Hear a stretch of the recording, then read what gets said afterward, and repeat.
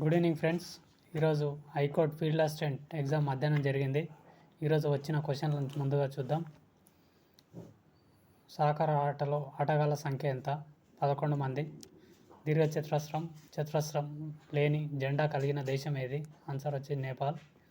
రామప్ప దేవాలయపై ఉన్న శిల్పాలు ఏ గ్రంథం నుంచి తీసుకోబడినాయి? ఆన్సర్ వచ్చి క్రీడాభిరామం.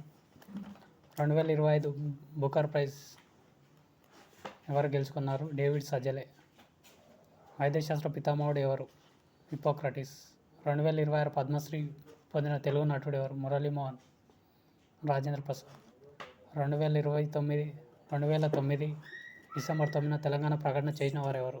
పి చిదంబరం, అప్పటి కేంద్ర హోంమంత్రి. India first digital bank ICICI bank. స్వతంత్ర భారత్ మొదటి కమాండర్ ఇన్ చీఫ్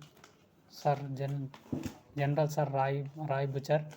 0 డిగ్రీ రేఖాంశం ఏ నగరాల నుంచి పోతుంది? London, Greenwich. శరీరంలో వడపోసే అవయవం ఏది? మూత్రపిండాలు.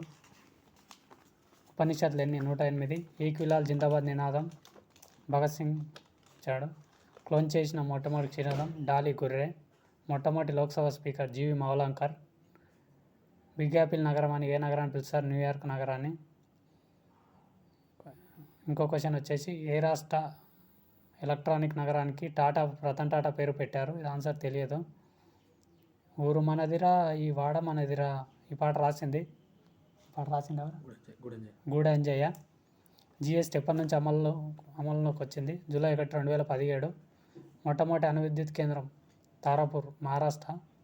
ఓటు హక్కును 21 నుంచి 18 ఏళ్లకు తగ్గించిన సంవత్సరం 1989. 61 రాజ్యాంగ సవరణ. మొట్టమొదటి వందే స్లీపర్ భారత్ రైలు ఎక్కడి నుంచి? హౌరా నుంచి కామాఖ్య వరకు. తెలంగాణ చిహ్నం రూపొందించిన వారెవరు? ఏలే లక్ష్మణ్. సకల జనుల సమ్మె ఎన్ని రోజులు జరిగింది? 42 రోజులు.